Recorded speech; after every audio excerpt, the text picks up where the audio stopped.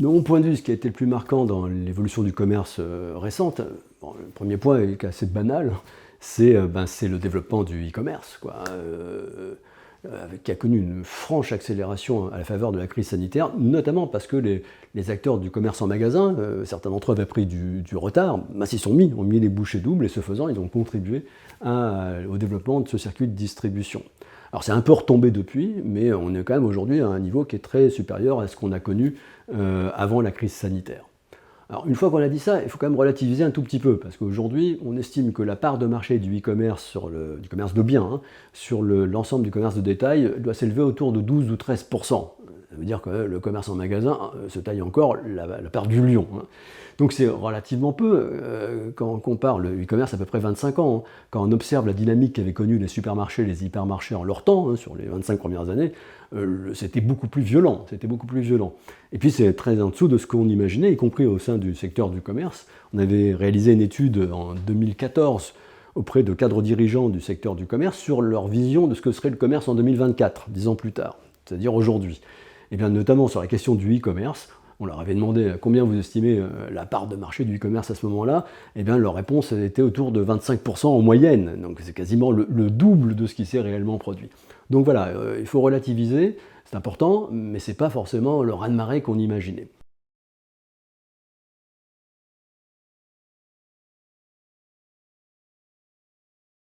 Ceci dit, au-delà des aspects strictement quantitatifs, le e-commerce a fait rentrer dans l'arène concurrentielle des acteurs totalement nouveaux, les fameux pure players hein, du numérique, ces géants du numérique, ces acteurs de plateforme qui sont on a un ADN très très différent de ceux des distributeurs et qui peuvent se révéler des concurrents redoutables. Alors ils dominent l'arène du e-commerce, mais leurs ambitions dépassent le e-commerce pour s'étendre au commerce physique. Pas tellement en France aujourd'hui, mais Amazon aux États-Unis ou Alibaba en Chine, c'est déjà très très avancé. Et puis au-delà de ça, hein, ce sont des acteurs qui ont l'ambition d'être présents sur tous les aspects de nos modes de vie et de faire des passerelles, de créer des passerelles entre ces différents aspects de nos modes de vie avec la data au cœur de tout ça. Donc ce sont des acteurs qui accélèrent un processus de numérisation des modes de vie et de plateformisation de la consommation, donc des concurrents potentiellement dangereux pour les acteurs du commerce.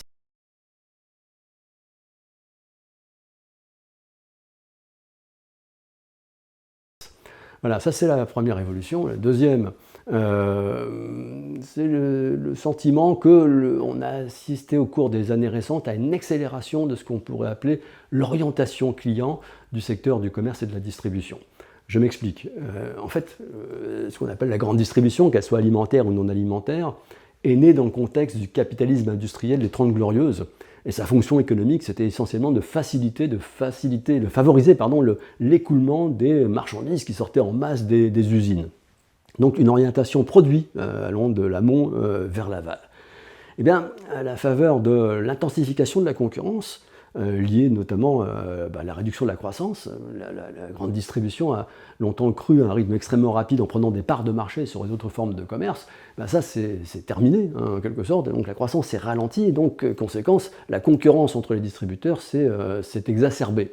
Eh bien, ça a incité, d'ailleurs au diapason de ce qu'on voit dans le reste de l'économie, à s'intéresser davantage aux clients. À essayer de les connaître, de les comprendre, d'anticiper leurs besoins pour les capter et tenter de les fidéliser, notamment en s'assurant de la satisfaction qui était bien à la clé. Donc cette dynamique est très importante parce qu'elle s'opère à un moment où la société, c'est un processus très graduel, hein, a connu un mouvement de démoyennisation. Donc s'intéresser aux clients aujourd'hui, c'est de réaliser que les clients sont profondément hétérogènes, sont diverses dans leurs attentes, dans leurs comportements, dans leurs imaginaires, etc.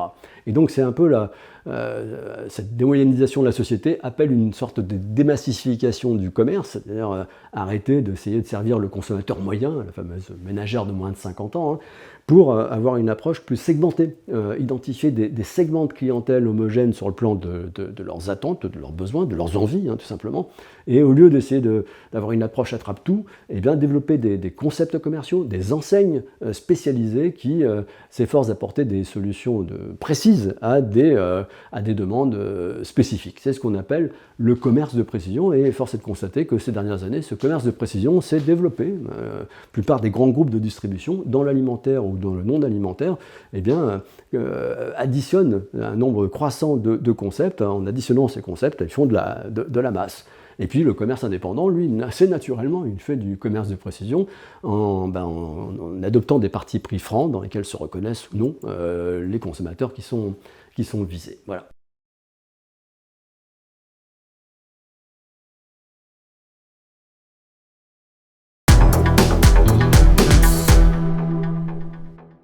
Dans le commerce de 10 ans, dans 10 ans, je crois que je ne prends pas de risque en disant qu'il sera encore plus numérique qu'aujourd'hui. Le numérique risque même de devenir quelque part le cœur de métier dans le secteur du commerce et de la distribution.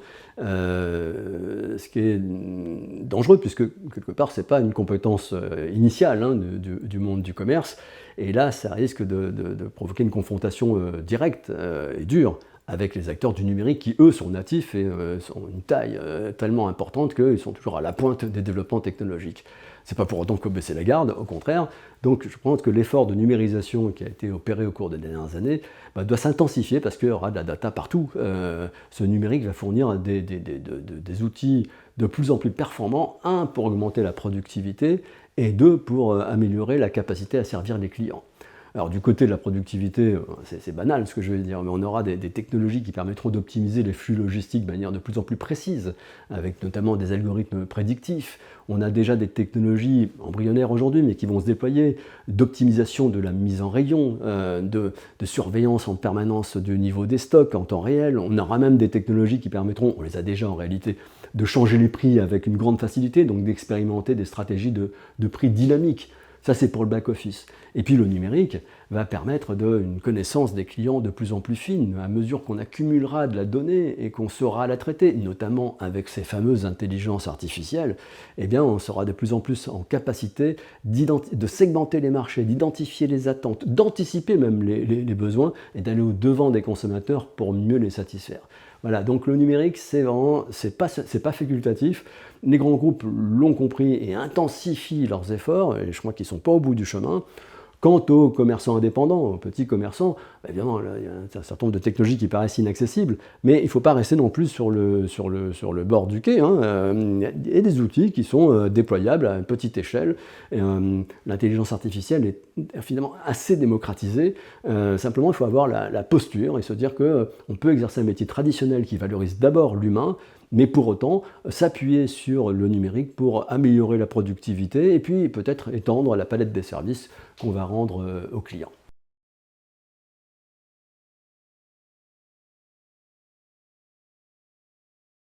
Deuxième facteur que je vois pour les 10 prochaines années, là aussi c'est plutôt un approfondissement de tendances déjà observées, eh bien c'est ce déploiement tous azimuts d'un commerce de précision, de plus en plus fin.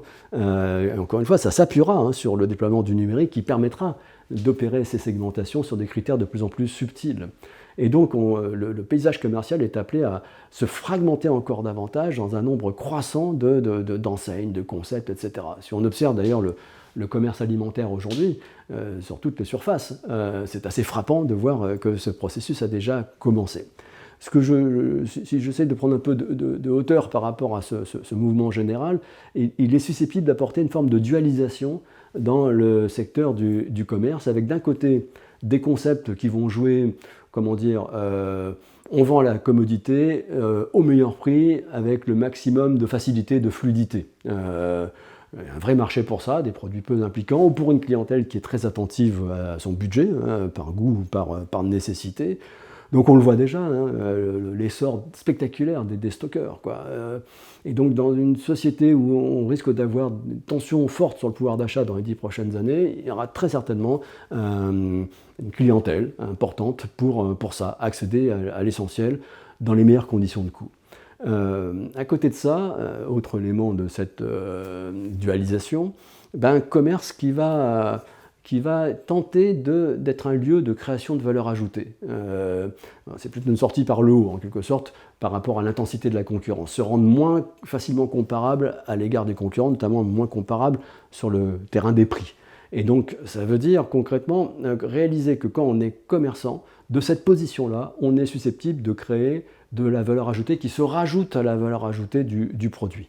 Alors les leviers sont multiples, hein. Je pense en particulier évidemment au point de vente. Le point de vente qui peut devenir un lieu expérientiel, s'il est aménagé en conséquence, ça peut être un moment très agréable que va passer le consommateur, ça peut même être l'objet de son déplacement, plus que de venir chercher un produit, il va venir passer un moment. Et donc l'aménagement du point de vente, la stimulation des sens, la mise en scène des produits, la théâtralisation de l'offre, tout ça sont des vecteurs qui sont susceptibles d'augmenter la valeur perçue des produits qui sont vendus.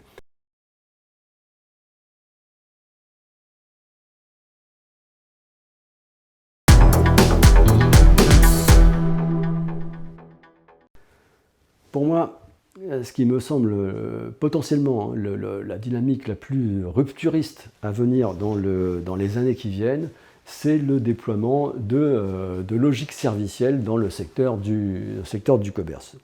Alors qu'est-ce que j'entends par logique servicielle ?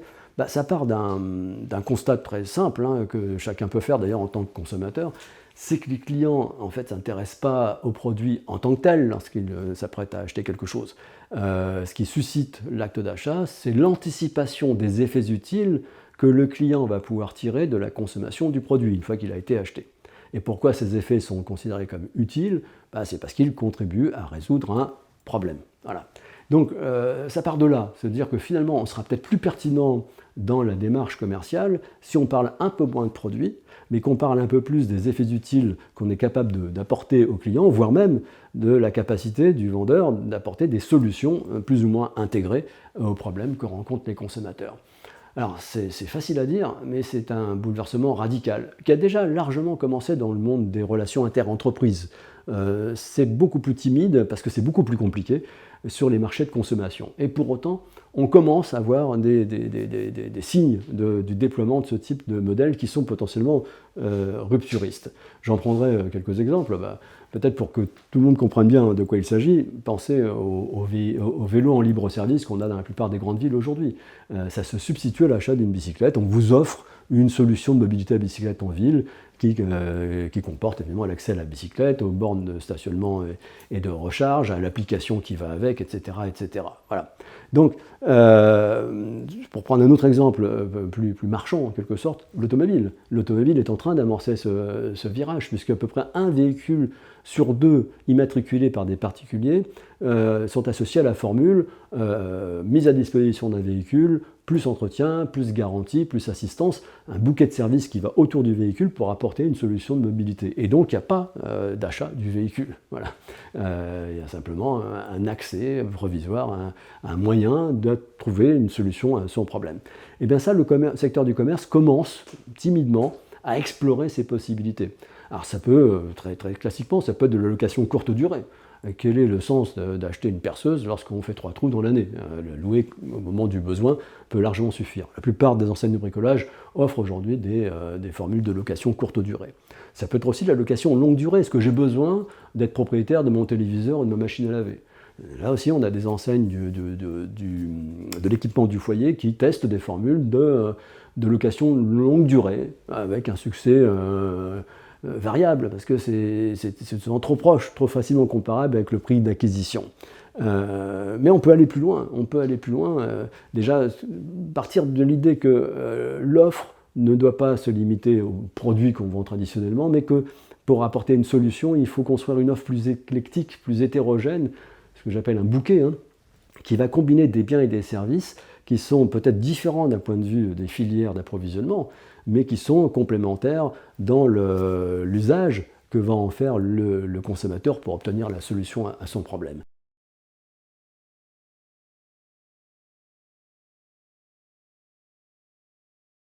Donc ça modifie le périmètre de l'offre, et puis ça peut modifier le type de transaction, puisque, comme dans les exemples que je viens de donner, il n'y a pas forcément la vente du produit, on va simplement mettre à disposition. Voilà. Donc on a des formules testées aujourd'hui qui peut-être se déploieront demain à grande échelle, dans l'habillement par exemple, où on a des acteurs qui proposent, contre une mensualité, de pouvoir emprunter un certain nombre de vêtements dans une gigantesque garde-robe, et quand on en est assez, on les rend, on peut en prendre d'autres, etc. Donc on peut combiner le plaisir du changement permanent avec une forme de sobriété dans la consommation. Il y a un grand distributeur d'articles de sport qui teste en Belgique une formule similaire où on paye une mensualité et les clients peuvent emprunter à peu près tout ce qu'il y a dans le magasin jusqu'à une certaine valeur cumulée, puis rendre les produits lorsqu'on n'en a plus besoin, parce qu'on veut changer de sport par exemple, et en prendre d'autres tant qu'on reste dans le plafond lié à la formule d'abonnement qui est choisie. Voilà, donc c'est des formules absolument révolutionnaires et qui peuvent même heurter le commerce, puisqu'il ne s'agit plus de vendre le produit, le vendeur reste propriétaire des produits, il les met à disposition, donc ça change beaucoup le métier.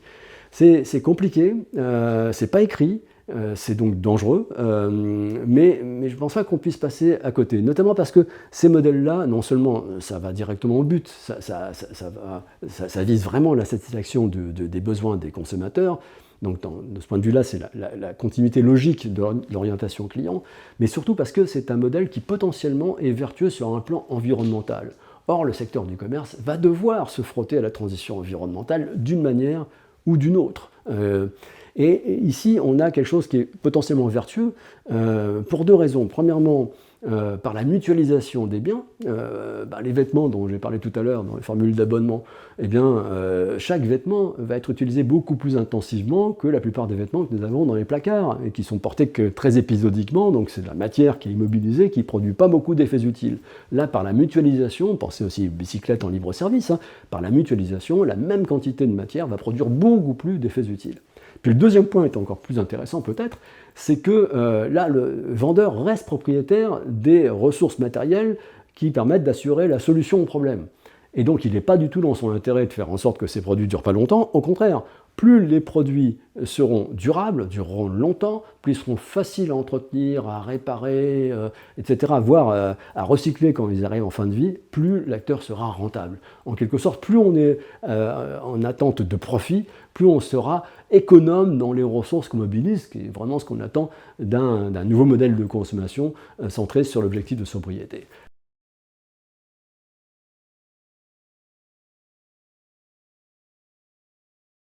Voilà, donc les enjeux sont importants, ce sont des modèles compliqués à mettre en œuvre. Le numérique sera au cœur sans l'ombre d'un doute. Donc il faut tâtonner, il faut se donner la possibilité d'essayer, parce que le risque, c'est que ce soit des acteurs extérieurs au commerce qui expérimentent ce genre de modèle, et je pense évidemment aux acteurs du numérique qui ont toutes les cartes en main pour faire ça formidablement bien, donc il ne faudrait pas se laisser doubler par ça. Je pense que c'est le grand défi que devra surmonter le monde du commerce dans les années qui viennent.